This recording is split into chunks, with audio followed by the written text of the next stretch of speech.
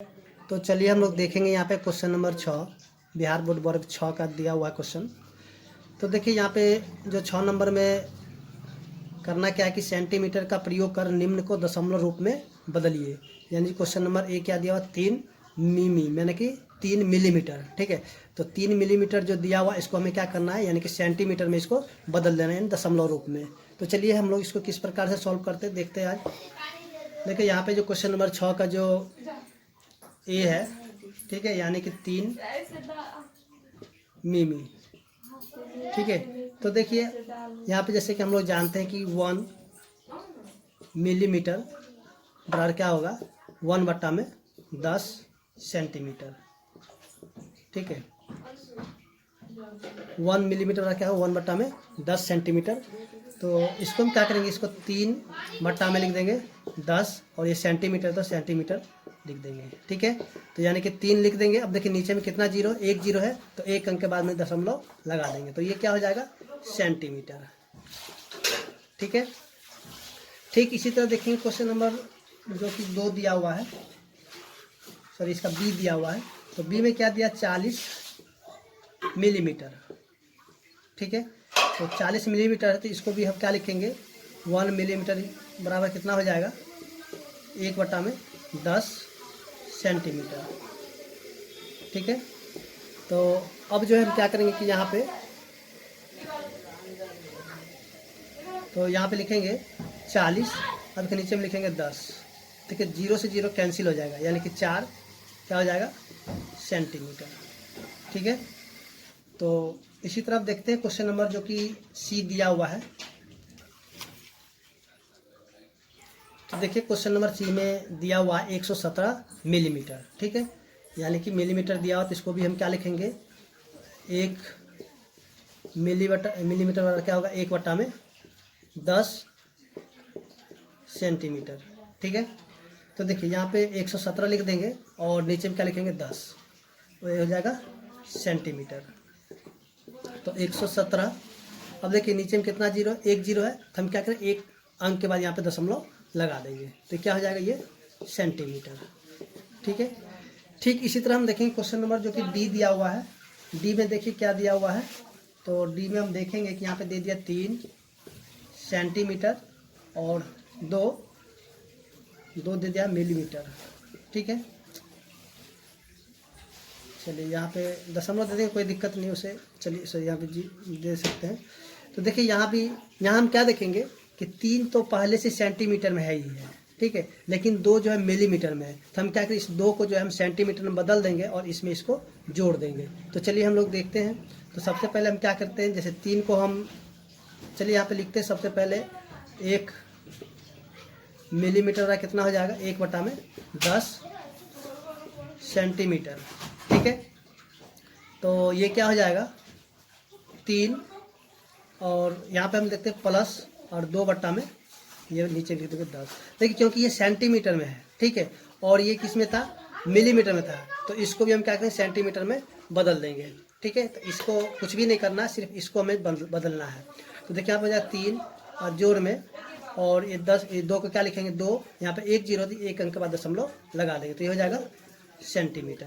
ठीक है, तो इन दोनों को जोड़ देंगे कितना होगा 3.2 सेंटीमीटर, तो ये हो जाएगा सेंटीमीटर। ठीक है, या फिर आप क्या कीजिएगा यहाँ पे इसको भी कन्वर्ट कर लीजिए, यानी कि सभी को जो है मिलीमीटर में बदल करके और इसको दशमलव में लगा दीजिएगा।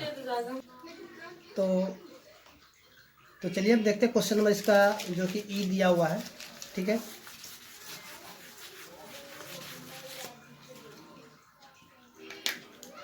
तो क्वेश्चन नंबर ई में जो दिया हुआ है 11 सेंटीमीटर और 53 मिलीमीटर। ठीक है, तो यहाँ भी हम वही चीज़ लिखेंगे। देखिए यहाँ पे ये तो सेंटीमीटर में है ही है। ठीक है, इसको हमें कुछ भी नहीं करना हमको इसको, जैसे मिलीमीटर, इसको हमें क्या करना है सेंटीमीटर में बदल लेना है। तो चलिए हम 11 को रहने देते हैं इसी तरह सेंटीमीटर, और सॉरी यहाँ पे हम पहले लिख लेते हैं कि एक जो मिलीमीटर वाला कितना हो जाएगा 1/10 सेंटीमीटर। ठीक है, तो अब देखिए यहाँ पे करना क्या है कि 11 को उसी तरह रहने देना है, ठीक है। 11 उसी तरह रह जाएगा और 53 सेंटीमीटर है तो इसको हमें मिलीमीटर में बदल देना होगा। सॉरी, इसको सेंटीमीटर, मिलीमीटर को सेंटीमीटर में बदलना होगा। तो 53/10 और ये हो जाएगा सेंटीमीटर, तो हो जाएगा 11 सेंटीमीटर। और इसको जब हम बदलेंगे तो कितना होगा, 5.3 सेंटीमीटर। क्यों? क्योंकि सबसे पहले हम 53 को लिख लेंगे और एक जीरो है नीचे में, तो एक अंक के बाद दशमलव लगा लेंगे। फिर से इसको हम क्या करें, अब जोड़ देंगे, क्योंकि ये भी सेंटीमीटर में होगा और ये भी सेंटीमीटर में हो गया, तो इनको हम जोड़ देंगे, कितना होगा, 16.3 सेंटीमीटर। तो इस तरह हम देखें जो क्वेश्चन नंबर ई है वो भी सॉल्व हो चुका है। और आप इसको चाहे तो दूसरे तरीके से भी बना सकते हैं, जैसे कि यहाँ पे सेंटीमीटर में दिया हुआ है और ये मिलीमीटर में दिया है। सभी को क्या करना होगा, मिलीमीटर में बदल के फिर से इसको भाग लगाना, यानी कि वो थोड़ा लंबा हो जाएगा, इससे बहुत लंबा हो जाएगा वो। तो चलिए अब देखते हैं क्वेश्चन नंबर जो इसका दिया हुआ है एफ। तो देखिए एफ में क्या दिया हुआ है, 83 मिलीमीटर। तो चलिए इसको सबसे पहले हटा देते हैं। क्वेश्चन नंबर एफ में जो दिया हुआ है 83 मिलीमीटर, ठीक है। तो जैसा कि हम लोग जानते हैं 1 मिलीमीटर का कितना होता है, 1 में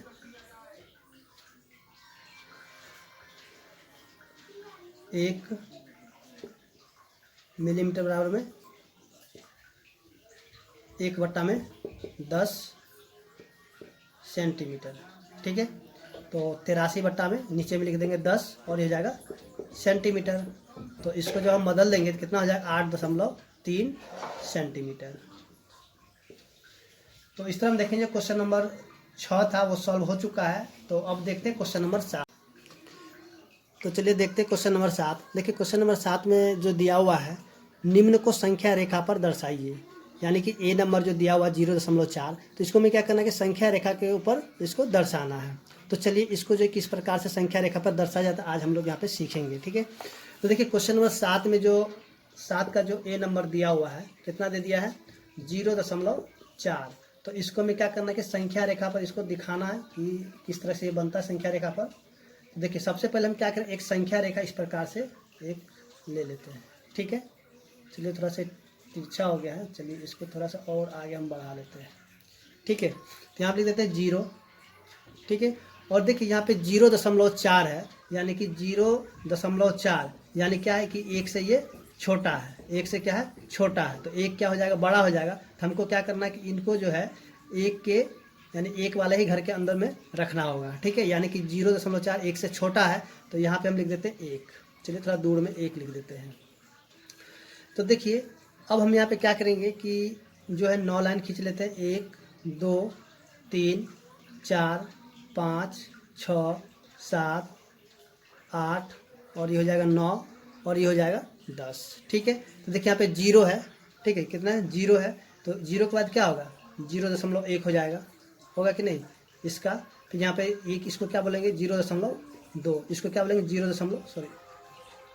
इसको बोलेंगे 0.3, उसके बाद 0.4, 0.5, 0.6, 0.7, 0.8, उसका 0.9 और ये क्या हो जाएगा, ये हो जाएगा 1 हो जाएगा, ठीक है।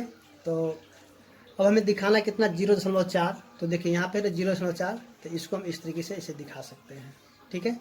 तो ये हो गया 0.4। तो आप चाहिए इसको ऐसे भी लिखिए, चाहे फिर इसको थोड़ा सा यहाँ से डार्क कर दीजिए। तो ये हो गया 0.4। ठीक इसी तरह हम देखेंगे जो क्वेश्चन नंबर बी में जो दिया हुआ है 2.8, ठीक है। तो इसको भी हम इसी प्रकार से सॉल्व करेंगे। तो चलिए देखिए किस प्रकार से सॉल्व किया जाता है। क्वेश्चन नंबर जो दिया हुआ है बी, तो दिया कितना, 2.8 दिया हुआ है, ठीक है। तो इसके लिए भी इसी प्रकार से एक संख्या रेखा बना लेते पहले।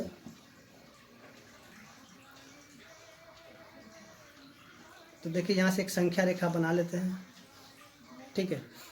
तो अब देखिए यहाँ पे हम लिखेंगे 0, ठीक है। अब देखिए यहाँ पे कितना है, 2 है, ठीक है।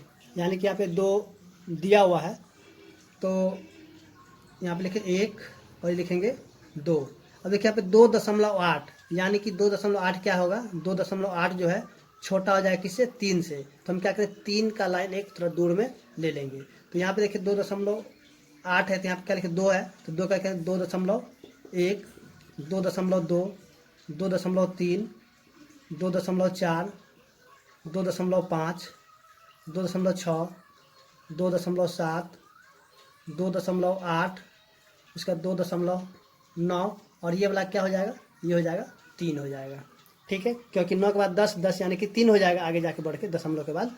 ठीक है, तो हमें करना क्या कि 2.8, देखिए 2.8 यहाँ पे है ना, तो इसको हम क्या करें, यहाँ से इस तरीके से इसे दिखा सकते हैं। ठीक है, 8 तक, तो ये हो गया, इधर चला गया, तो ऐसे भी आप लिख सकते हैं। ठीक इसी तरह देखते हैं क्वेश्चन नंबर जो कि दिया हुआ है सी।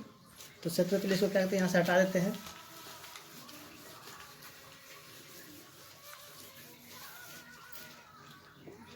तो देखिए क्वेश्चन नंबर सी क्या दिया हुआ है, 1.2। तो इसके लिए भी हम क्या करें, एक संख्या रेखा इस तरह से खींच लेते हैं। ठीक है, अब देखिए यहाँ पे कितना 1.2, यानी कि 1.2 यानी कि 2 से क्या हो जाएगा, छोटा होगा, तो हमको क्या करना है, 2 वाला घर को लिखना होगा। तो यहाँ लिखेंगे 0। ठीक है, उसके बाद देखिए यहाँ पे हो जाएगा, पहले 1 हो जाएगा, क्योंकि 1 तो यहाँ पे पूरा पूरा है, तो यहाँ पे 1 लिखेंगे। अब देखिए यहाँ पे हम लिखेंगे क्या, 1.1, उसके बाद 1.2, उसका 1.3, 1.4, 1.5, 1.6, 1.7, 1.8, 1.9, और ये हो जाएगा कितना, 2 हो जाएगा। तो हमें कितना दिखाना, 1.2। तो देखिए 1.2 यहाँ पे है, तो यहाँ से इसको इस तरह से लिख सकते हैं। ठीक है, तो ठीक इसी तरह देखेंगे क्वेश्चन नंबर जो कि डी दिया हुआ है। तो डी में क्या करना है कि 2.6 को हमें दिखाना है। ठीक है, तो देखिए इसके लिए क्या करें, एक सबसे पहले एक संख्या रेखा खींच लेते हैं इस तरीके से।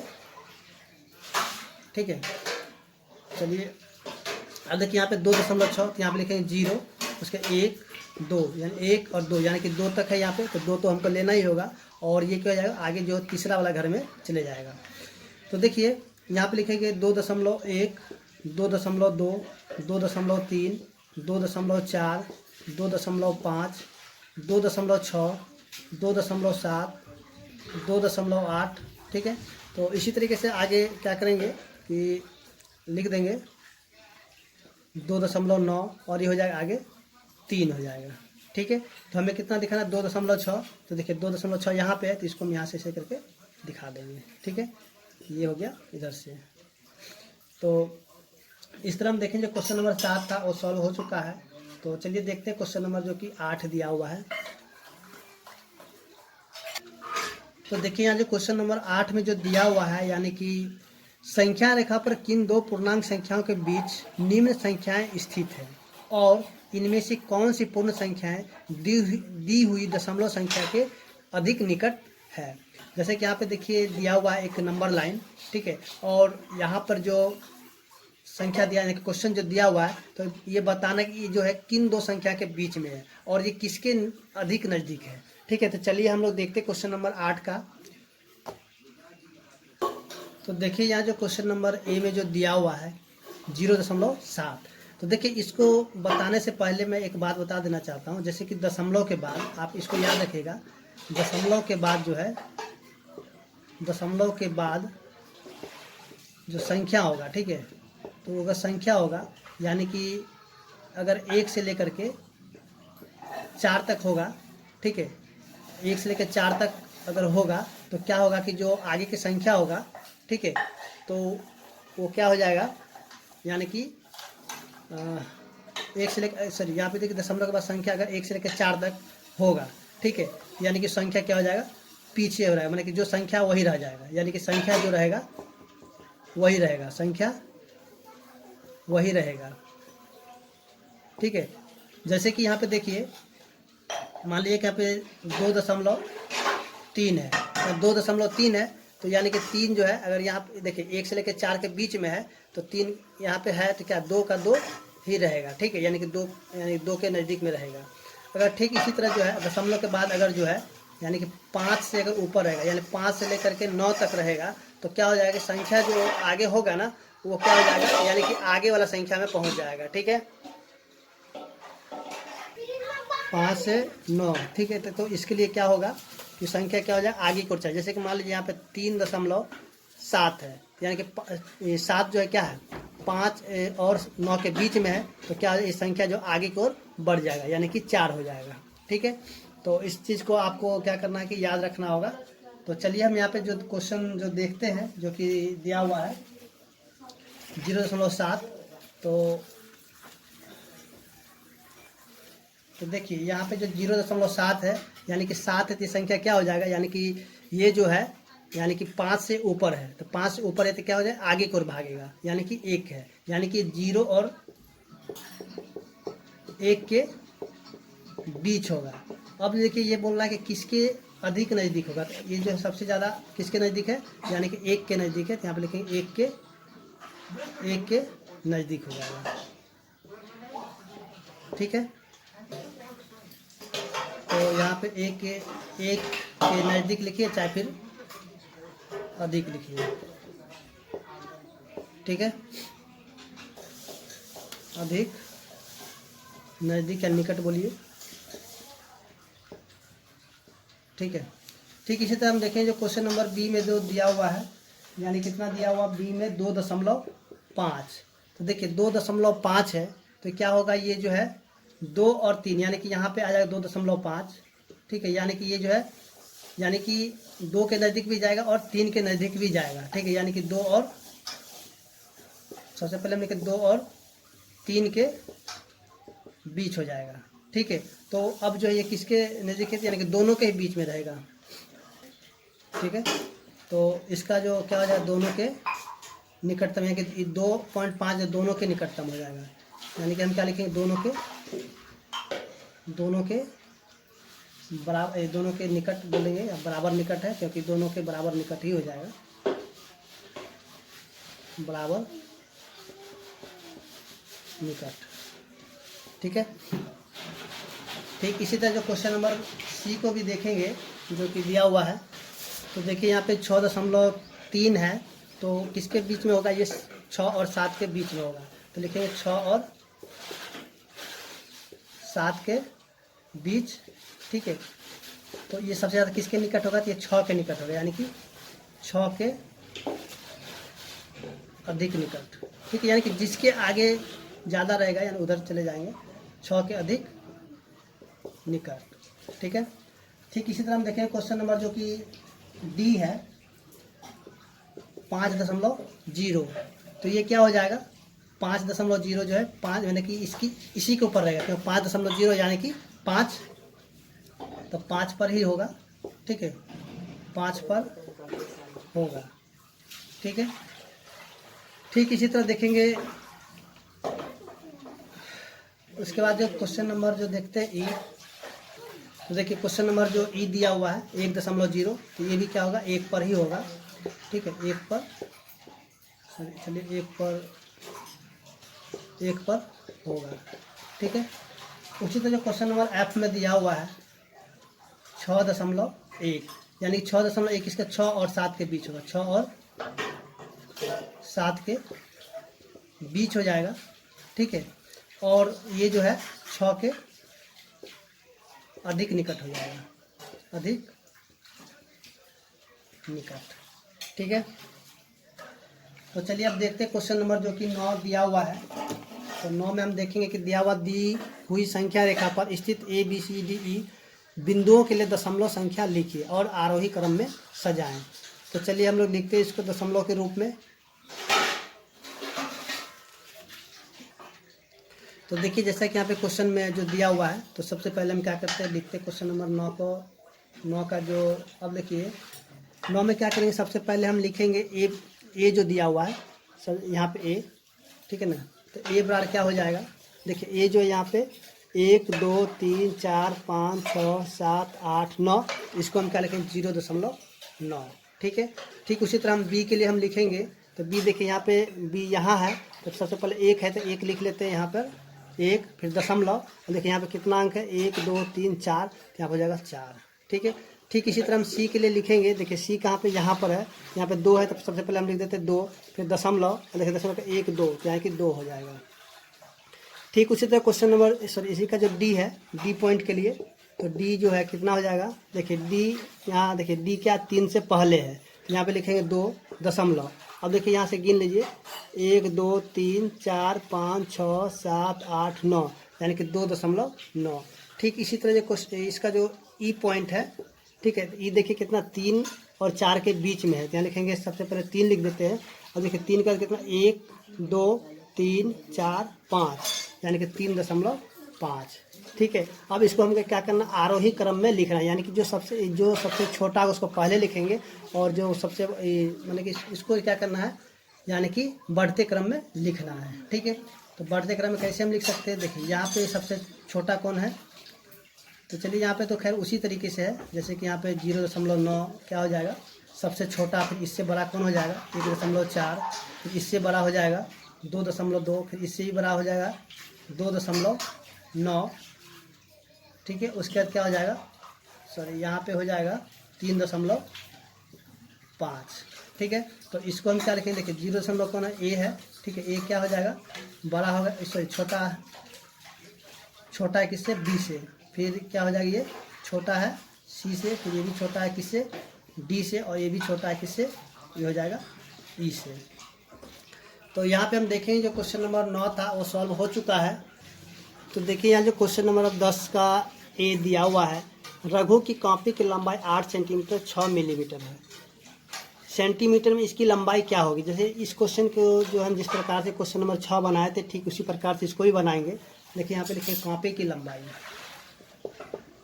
10 का जो ए है, लिखेंगे कॉपी की लंबाई कितना है 8 सेंटीमीटर और 6 मिलीमीटर। इसके हमको क्या करें, सेंटीमीटर में बदलना। जैसा कि हम लोग जानते हैं कि 1 मिलीमीटर का क्या होता है 1/10 सेंटीमीटर। ठीक है, तो देखिए ये तो सेंटीमीटर में है ही ये पहले से। ठीक है, तो इसको नहीं बदल कर इसको सिर्फ बदलेंगे। ठीक है, तो इसको क्या लिखेंगे 8 जोड़ में 6/10 सेंटीमीटर। तो कितना हो जाएगा 8 प्लस में 6, यहाँ पे देखिए 0 है, यहाँ पे लिख देंगे 0.6 सेंटीमीटर। ठीक है, तो इन दोनों को क्या करेंगे जोड़ देंगे, तो कितना 8.6 सेंटीमीटर। तो इसकी लंबाई निकल गया सेंटीमीटर में। ठीक इसी तरह हम देखेंगे जो क्वेश्चन नंबर इसका बी दिया हुआ है, तो बी में देखिए क्या दिया हुआ है कि एक छोटे पौधे की लंबाई 75 मिलीमीटर है, इसकी लंबाई सेंटीमीटर में व्यक्त कीजिए। यानी कि पौधे की लंबाई कितनी है, पौधे की लंबाई बराबर है 75 मिलीमीटर। ठीक है, तो सेंटीमीटर में क्या हो जाएगा, जैसे कि हम लोग जानते हैं 1 मिलीमीटर बराबर क्या हो जाएगा 1/10 सेंटीमीटर। ठीक है, तो